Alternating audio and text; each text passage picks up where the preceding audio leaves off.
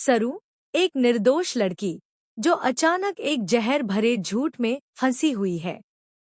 उसे जेल की ठंडी सलाखों के पीछे बंद कर दिया गया है और उसका नामो निशान मिटाने का प्रयास हो रहा है। लेकिन कहानी में अब एक नया पल बढ़ चुका है, जहां सच्चाई की किरण धीरे धीरे निकलने वाली है। सबसे अहम मोड़ वह है जब रचना, जो इस जाल में फंसी हुई अपने एक सबसे अजीज दोस्त को छुड़ाने के काम में जुटी है, जेल पहुंचती है। वह जानती है कि अपने उस समय की भूल ने सरू को इस कदर फंसा दिया है कि अब दो लोग ही उसे बचा सकते हैं। एक रचना, जो अपनी गलती महसूस करती है, और दूसरा वेद, सरू की सिलसिलेवार मुकदमेबाजी का वकील, जो हर हाल में सरू को बचाने की कस्में खा चुका है। रचना की आंखों में है पछतावा, जुबान पर है अनडटन गुस्सा और दिल में सम्मान की बेदर्द आग है। उसकी उदास आंखों का मिजाज बदल चुका है। अब वह पीछे नहीं हटना चाहती। लेकिन अब समझिए, यह कहानी केवल साजिश नहीं है, यह एक परिवार तक फैल चुकी कलंक है। कामिनी, जो सरू की मां गौरी की प्रतिज्ञा संघटना पक्ष में है, गांव में जहरीली चालें चलती है। उसने गौरी की जान लेने की साजिश रची है। उसका उद्देश्य केवल बदला लेना नहीं, बल्कि राजनीतिक माहौल को अपनी चपेट में लेना है।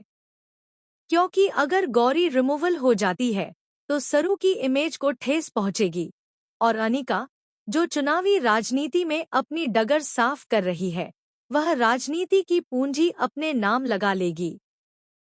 लेकिन गौरी के पास एक अहम समर्थक है, उसकी मित्र, जिसने समय रहते गौरी को इस घातक चाल से आगाह कर दिया। यही दोस्ती वह शक्ति है जिस वजह से गौरी शहर पहुंचने में कामयाब हो जाती है और सीधे शहर की तेज रफ्तार जिंदगी में कामिनी के भ्रष्ट इरादों से एक कदम आगे निकल जाती है। इस तरह साजिश का दूसरा पायदान भी धराशायी होता दिख रहा है, क्योंकि सत्ता की राजनीति में दोस्ती की शक्ति किसी हथियार से कम नहीं। तभी दूसरी तरफ कहानी में एक मोटा इमोशनल और कानूनी ट्विस्ट आता है, चोरी का फरेब, जिसमें गौरी को बिना किसी सबूत के फंसा दिया गया है। चंद्रकांत का पर्स चोरी हुआ था और जैसे ही यह बात सामने आई, टेंशन यह रह गई कि उस पर्स के गायब होने पर किसका नाम सामने आएगा। नतीजा यह हुआ कि दोष गौरी के सर बांध दिया गया। लेकिन मुख्य तथ्य यह था, गौरी मासूम थी। वह केवल चंद्रकांत की सहायता कर रही थी। जब उसे पर्स गायब मिला, उसने बड़े मन से मदद की और अपनी साड़ी से घाव पर पट्टी बांधी। उस क्षण का दर्द उसके लिए सिर्फ शारीरिक नहीं, बल्कि आत्मिक व सामाजिक भी था। लेकिन कहानी ने इसे झूठ की आग में झोंक दिया। उसकी हालत तब तक खराब होती चली गई, जब तक चंद्रकांत की ना जाने कैसी चुप्पी उसे सजा की ओर आगे नहीं ले गई।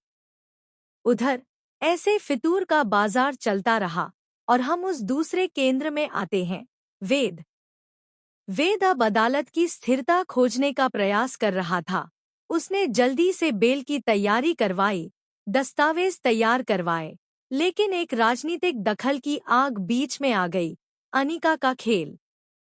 मोदी मुस्कान के साथ अनिका ने ड्रामा रचा, वेद की मां के कान में चुगली कर दी और फिर उसी चुगली पर आधारित वकील के माध्यम से बेल पर रोक लगा दी गई। कानून की किताब खोलकर देखा जाए तो सब कुछ वैध था, लेकिन कानून की कठोरता और शायद मन की कड़वाहट चलती रही और अंततः वेद की कोशिशें रोक दी गईं। इधर दूसरी ओर रचना की जिंदगी में एक बड़ा इंटरनल कॉन्फ्लिक्ट फूट रहा था, माफी के शब्द, सच्चाई खोलने की इच्छा और दोस्ती की मजबूती। वो पहुंचती है जेल, वहीं ठंडी दीवारों के बीच, और दरवाजे के पार डॉक्टरी लाइट में सरू को देखती है। मंच पर आकर वह आंखों में छलकती हुई आंसुओं के साथ कहती है, मैं गलत थी, मेरी वजह से तुम यहाँ हो, पर मैं तुम्हें बेगुनाह साबित करूंगी। रचना का यह दृढ़ निश्चय बताता है कि कहानी में अब बदलाव होने वाला है, क्योंकि सत्य की आहटें आसपास से आवाज आने लगी थी। अब खलनायक की ओर देखते हैं। अनिका, एक राजनीतिज्ञ जिसने चुनावी जीत के लिए संदेहों का जाल बुना है और झूठ प्रचार को हथियार बना चुकी है। कहानी में जब यह बात उभरती है कि इस साजिश के पीछे अनिका है, तब वेद का मन मानो आग से जल उठता है।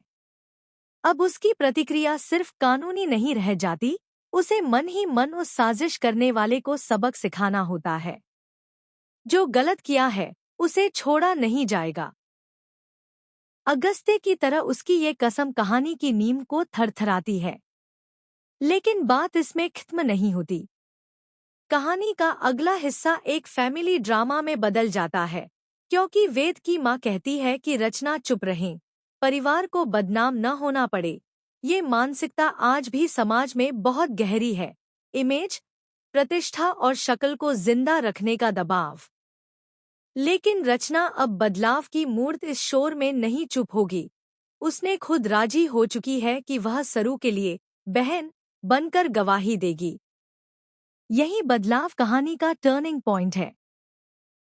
इमरजेंसी की दीवारें टूट रही हैं और मानव संवेदना बचपन जैसी मासूम भावनाओं को पकड़ रही है। अब एक नया चरण शुरू होता है, जिसमें पुलिस की कार्रवाई है, गिरफ्तारियां, कस्टडी, इंटरोगेशन रूम्स, जहां टॉर्चरों की आहटें हैं। अनिका को एक एक करके परेशान किया जाने लगता है। उसके हाथों के निशान, उसका सीने का दर्द सब रिकॉर्ड किया जाता है। यही वह मोड़ है जिससे सच्चाई सचमुच सच के रूप में सामने आने लगती है।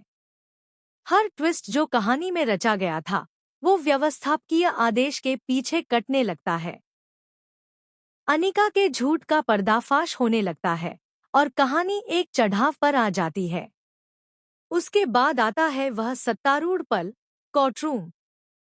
जब रचना गवाही देती है, वह आंखों में आग लेकर दस्तावेजों को सामने रखती है और खूब बोलती है, सत्य वकील की तरह मुखर होकर झूठ का खंडन करती है। वह बताती है कि क्या हुआ था पिक्चर की रात, कैसे सरू ने उसकी रक्षा की और कैसे उसकी पराधीनता, उसकी सच्चाई एक कानून प्रणाली में फंसी हुई थी। और वेद, वकील की वकीलियत सड़कों पर मान की पुनर्स्थापना का रास्ता बन जाती है। न्याय की अदालत अब सियासी चालों, सेंसरशिप और सत्ता के दबाव को हुड की तरह फाड़ती है। फिर आता है वर्डिक्ट का समय। बेगुनाही साबित होती है, अदालत सरू को बरी कर देती है। परिवार वाले खुशी से भर जाते हैं, रचना आंखों से मुस्कान बन जाती है और वे 3 जगह सजग होकर यह तय करता है कि सच्चाई का साथ देने वाले सभी दलों को सम्मान मिलेगा। राजनीति की आंधी थम गई, अनिका की पावर टूट गई, उसे जेल भेजा गया, पर सिर्फ कानून के दायरे में। उसकी ताकतें क्षीण हो चुकी थी, क्योंकि उसके झूठ की नकलियों को जनता ने पकड़ लिया था। लीजिए, कहानी यहीं समाप्त नहीं होती, बल्कि नया दौर शुरू होता है। एक दूसरे की जिंदगी में सुधर की भावना लौटती है, दोस्ती की महक फिर से महकती है और समाज माफ करने का रुतबा महसूस करता है। रचना की जीवन यात्रा, जिसने झूठ और सच्चाई को चखा, अब मजबूत इरादों के रास्ते पर चलने का वादा करती है। गौरी, जिन्होंने चोरी का झूठ झेला, अब समाज में वापस अपनी इज्जत हासिल करती हैं। चंद्रकांत समझ जाता है कि वास्तविकता छिपी नहीं रह सकती। और वेद, जिसने सब कुछ खोकर भी सच का दाम लगाया, वह सरू की मासूम मुस्कान में अपना जीत का उल्लास पाता है। समाप्ति के आखिरी पलों में कहानी अपने दर्शकों को यही संदेश देती है, झूठ कितनी भी ताकत से खड़ा हो जाए, लेकिन सच्चाई की जोर आवाज उसे कभी नहीं दबा सकती।